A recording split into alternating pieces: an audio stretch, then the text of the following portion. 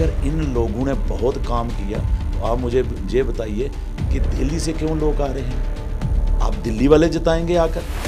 पहले हमारा भारत देश है, उसके बाद हम देखते हैं पार्टी है हमारी, पहले हमारा हिंदुस्तान है। हम अब भी कहते हैं, आप फारूक अब्दुल्ला को ले लीजिए, वो अब भी हिंदुस्तान जिंदाबाद करता है। कहाँ नहीं बोला हमने, क्या बोलना है? रविंदर रैना की तो बात ही छोड़िए। मैं आपको मुकेश जी बता दूं, रविंदर रैना को इतना सीरियस नहीं लेना चाहिए। देश का पप्पू शायद कोई और है, लेकिन जम्मू का पप्पू रविंदर रैना है, ये मैं आपको बता दूं। वो इतना सीरियस नहीं लेना चाहिए उसको। मैं तो उसका बयान देखता भी नहीं हूँ, पढ़ता भी नहीं हूँ। आप खास परिषद के चुनावों के जो 7वें चरण के तहत जो स्टेटगढ़ ब्लॉक में चुनाव होने जा रहे हैं, देखा जाए तो जो इस सीट पर जो मुकाबला काफ़ी रोचक होता दिखाई दे जा रहा है। जहां भाजपा के जहां पर श्याम चौधरी जी जहां पर कैंडिडेट है, वहीं नेशनल कॉन्फ्रेंस के नरेश बिट्टू जो हैं वो कैंडिडेट हैं, और कांग्रेस के पूर्व सांसद तरलोक सिंह बाजवा उम्मीदवार है। हमारे साथ जहां पर नेशनल कॉन्फ्रेंस के जो उम्मीदवार हैं युवा नरेश बिट्टू जी, हम उनसे बात करते हैं। नरेश बिट्टू जी, जनता, आप 2 बार सरपंच रह चुके हैं, तो जनता के पास क्या मुद्दे लेकर जा रहे हैं? सर, हम तो विकास का मुद्दा लेकर जा रहे हैं। ये जो डीडीसी की इलेक्शन है, जो पहली बार हो रही है स्टेट में, ये छोटी इलेक्शन सी। हमारा 3 टायर सिस्टम जो पंचायत का वो कंप्लीट होना था, लेकिन अफसोस की बात यह है कि ये जो बड़े बड़े लोग आ गए इसमें, कैबिनेट मंत्री आ गया, एक्स एमपी जो राज्यसभा का मेंबर था वो आ गया, 3-4 बार एक दूसरा कैंडिडेट भी है जो 3-4 बार इलेक्शन लड़ी है। लेकिन दुख के साथ कहना पड़ता है कि ये इनको क्या ज़रूरत पड़ी थी ये इलेक्शन लड़ने की? सिर्फ सत्ता के भूखे हैं ये। किसी की टाइल फैक्ट्री बंद हो रही थी, वो टाइलें बेचना चाहता था। किसी की दुकान बंद हो रही थी सियासत की, वो दुकान चलाना चाहता है। तो ये कोई विकास के मुद्दे पर ये नहीं लड़ रहे हैं। हम तो हमेशा ही विकास के मुद्दे पर लड़े हैं। मैं 2 बार सरपंच रहा हूँ, लेकिन मैंने आज तक किसी जाति के नाम पर नहीं इलेक्शन लड़ी। तो ये विकास के मुद्दे पर इलेक्शन लड़ रहे हैं हम, और इनका विकास भी दिखा रहे हैं हम पूरे इलाके में। आप देखिए, आप मुकेश जी पूरे इलाके में घूमे हैं, आपने बहुत कवरिंग की है, तो देखिए कितना बुरा हाल है। आज किसानों को लेकर देखिए आप, अब युवा बेरोज़गारों को लेकर देखिए। इनका जो एजेंडा पहले चलाते थे ना, ये अब ये दुकान बंद होने वाली है 16 तारीख को। 22 को रिजल्ट आएगा, आपको पता चल जाएगा इन्होंने कितना विकास किया। और ये अभी भी देखो, अगर आप मंत्री हो कैबिनेट के, सबसे बड़ा विभाग होता है, तो मैं आपको बताऊं डिस्ट्रिक्ट में जे हमारे 14वें नंबर पर ये मेंबर बनना हमने, मतलब डिस्ट्रिक्ट के 14 मेंबर हैं। डिस्ट्रिक्ट के 14 मेंबर हैं, हम 14 मेंबर में हैं, एक हैं। तो ये मंत्री बन के कुछ नहीं करे, एमपी बन के कुछ नहीं हो पाया। दूसरे लोग जो 3-3, 4-4 बार इलेक्शन लड़े वो कुछ नहीं कर पाए। तो मुझे बताइए, जे 14वें नंबर पर डिस्ट्रिक्ट के मेंबर बन के क्या करेंगे, आप मुझे बताइए। तो विकास के नाम पर तो इलेक्शन होनी चाहिए। अब भी ये मोदी के नाम पर वोट मांगते हैं।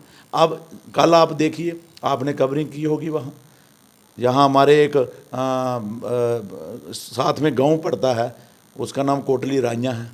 तो कोटली राइयाँ में आपने देखा होगा, कल चौधरी साहब ने एक वो की रैली की, वहाँ एक फंक्शन रखा था, जहाँ कौन आया? जनरल बीके सिंह आया। अफसोस के साथ कहना पड़ता है, अगर इन लोगों ने बहुत काम किया तो आप मुझे ये बताइए कि दिल्ली से क्यों लोग आ रहे हैं? आप दिल्ली वाले जिताएंगे आकर? अपना काम बताए ना, इन्होंने क्या किया। दिल्ली वालों को लाकर, आप पिछले दिनों देखो स्मृति ईरानी यहाँ आई थी, वो हमारी कपड़ा मंत्री हैं। तो मुझे अफसोस के साथ कहना पड़ता है कि दिल्ली में जो सरकार चलानी है इन लोगों ने चला, इनको कैसे फुर्सत होगी, ये डीडीसी की इलेक्शनों में आ रहे हैं। तो ये फंडा नहीं इस बार चलेगा। इस बार नए चेहरे आएंगे, आपको मैं बता दूं, नए चेहरे आएंगे। लोग थक चुके हैं, झूठ सुन कर थक चुके हैं। अब नए चेहरों की बात। नेशनल कॉन्फ्रेंस के बारे में कहा जाता है, जिसके आप कैंडिडेट हैं, कि जो राष्ट्र विरोधी लोग हैं उनको हिमायत करती है, इसमें कितनी सच्चाई है? आरोप लगते हैं। सर, नेशनल कॉन्फ्रेंस का इतिहास देखो, हमने हिंदू, मुस्लिम, सिख, ईसाई की बात की है। हमारा तो यही नारा था, विकास की बात की है। आप जितनी स्कीमें देखोगे, चाहे रहबरे ज़राअत थी, रहबरे सेहत थी, रहबरे तलीम थी, रहबरे खेल थी, वो हमने लाया। जहाँ बॉर्डर के ऊपर नौजवानों की 96 में हमने भर्ती की। आप मुझे ये बताइए, ये और क्या बोल सकते हैं हमारे बारे में?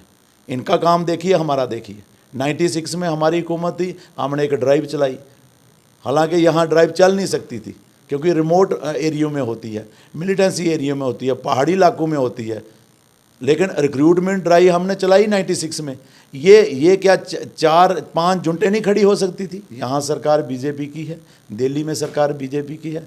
क्या इनको लगता था ये मंत्री साहब को? मंत्री साहब पूछते ना जाकर, होम मिनिस्टर को कहते कि मेरा जुबा जो बेरोज़गार है, मेरा जुबा पूरे इलाके में सबसे ज़्यादा गोलीबारी से शिकार होता है, मेरा जुबा ज़िम्मेदार है, हमारे दूर दराज इलाकों में हम रहते हैं, हमारे 50 किलोमीटर हम पढ़ने के लिए जाते थे। अब तो हमने भी कॉलेज बहुत दिए, नेशनल कॉन्फ्रेंस ने भी जितने भी कॉलेज दिए, ब्लॉक दिए, हमने दिए, लेकिन ये और क्या कहेंगे। अब मैं आपको बताता हूँ, आपके जो आपने सवाल राष्ट्र, बिल्कुल आपने राष्ट्र विरोधी की बात की।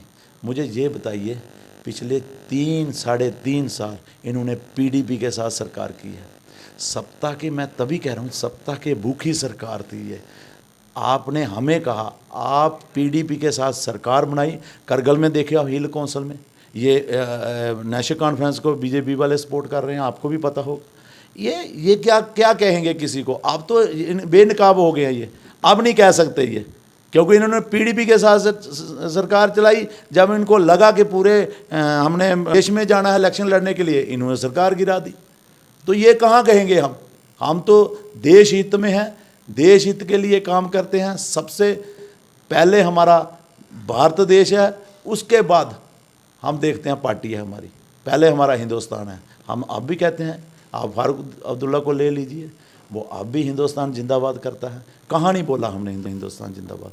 जिनके साथ जे थे उन्होंने नहीं बोला, ये भी नहीं बोलते थे। अब ये नए लाएंगे, स्कूफे लाएंगे।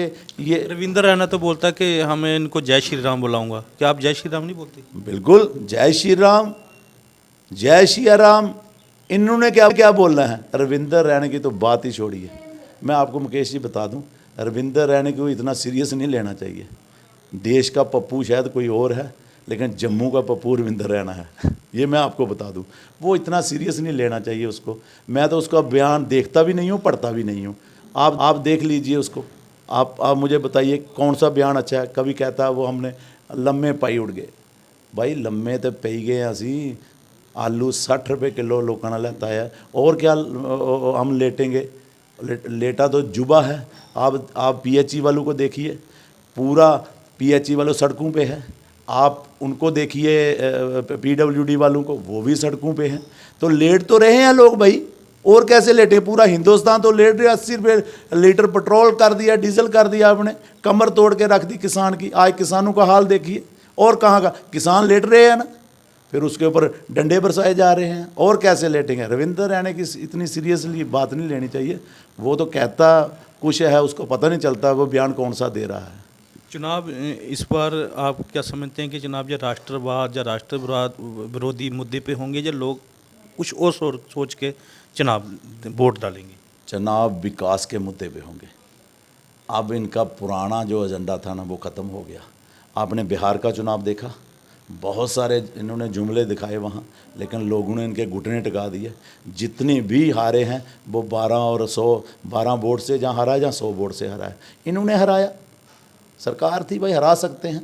अब इनको ज़रूरत क्या पड़ी? अगर उन्होंने बहुत काम किया है, विकास किया, तो घर रहें, अपने घर बैठे। छोटी सी इलेक्शन है, लोगों को एक मैसेज दें कि हमने इतना विकास किया है, आप मुझे वोट दीजिए। कहाँ विकास हुआ है? नहरों का पानी हमारा नहीं आता है, ट्यूबवेल सारे ख़राब पड़े हैं। आप देखिए ट्यूबवेलों का हाल। अब भी मुआवजा लेना हमने, मैं आपको बता दूं कि अब भी पिछली जो ऐन पड़ी थी हमारे यहाँ फसल के ऊपर, पैडी के ऊपर, अब भी हमने मुआवजा लेना है वहाँ। आज तक मुआवजा नहीं हमें मिल रहा। कभी कहते हैं खराब होगी, लिस्टें नहीं है, ये नहीं है, मतलब 100 बहाना इनका। अब जो जनता जागृत हो गई है, और अब इनको पता चलेगा। घुटनों के बल आ गए हैं ये सारे लीडर। लोग पूछ रहे हैं आपने काम क्या किया, कहाँ विकास हुआ? आप देखते हैं सड़कें, हमारी सड़क देख लीजिए क्या हाल बना रखा था मंत्री साहब ने। हमने 2 बार टेंडर किया, 2 बार इसने कैंसिल कराया, और अपने ठेकेदारों को लाना चाहता था। अब काम शुरू हुआ, फिर टेंडर करवाया, रिफ्रेश हुआ उसका, अब काम शुरू हुआ। तो ये विकास हुआ है, इनके घर का विकास हुआ है ठेकेदारों का घर का। बाकी दुनिया का जहाँ जहाँ जितनी भी जनता है, गरीब जनता है, उनका कोई विकास नहीं हुआ है। 16 तारीख को चुनाव हैं जहां पर वोट पड़ने हैं, 7 बजे से 2 बजे तक पोलिंग है।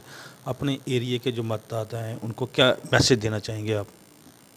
मैं सभी एरिया के जो भाई बहन मेरे हैं, बुज़ुर्ग हैं, माताएं हैं, नौजवान, खासकर नौजवान साथी हैं जिनको आज भी 2G जहाँ मिल रहा है, आपने देखा होगा।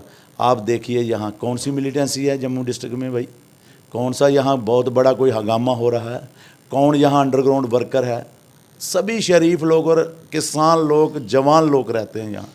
इन्होंने 2G की 4G के पैसे लेते हैं, 2G देते हैं, वो भी नहीं चला। डिजिटल इंडिया की बात करते हैं लेकिन आज तक 2G चला रहे हैं। मैं कहता हूँ इनको इस बार जवाब दीजिए। जो 3 लीडर हमारे फिर आगे हैं ना डोंगी बन के, इनको जवाब दीजिए, नया चेहरा लाइए, आपका विकास फिर होगा। ये तो रोकने वाले हैं। इन्होंने 4-4, 5-5 इलेक्शनें लड़ी हैं। मुझे बताइए क्या किया इन्होंने? अपना घर पक्का किया, किसी ने ज़मीनों को कब्ज़ा किया, किसी ने ज़मीन कब्ज़ा करके 4-4 लाइसेंस ले लिए। अफसोस के साथ कहना पड़ता है, एक ही घर में सब कुछ मिलेगा भाई? बहुत से युवा बेरोज़गार हैं, दीजिए उनको काम, प्राइवेट दीजिए। हर चीज़ आपने प्राइवेटिज्म कर दी। कहाँ? मैं कहता हूँ पूरी सुचेतगढ़ के युवा को, मेरी बहन को, मेरी माताओं को, मेरे बुज़ुर्गों को इस बार इनको करारा जवाब दीजिए और हल के निशान पे मोहर लगाइए। बैलेट पेपर है, 2 बजे से लेकर 7 बजे से लेकर 2 बजे तक चुनाव है। आप जाइए, बाहरी बहुमत से नरेश बिट्टू को जिताइए और मैं यही अपील करना चाहता हूँ। जे थे नरेश बिट्टू जी नेशनल कॉन्फ्रेंस के ब्लॉक सुचेतगढ़ से उम्मीदवार हैं। इनका कहना है कि जो भारतीय जनता पार्टी विकास के दावे करती है वो ग्रामीण क्षेत्रों में पूरे होते हुए नहीं दिखाई दे रहे हैं और इनका कहना है कि लोग ज़्यादा से ज़्यादा नेशनल कॉन्फ्रेंस के हक़ में मतदान करें। कैमरामैन के साथ मुकेश रैना, आरएसपुर की आवाज़।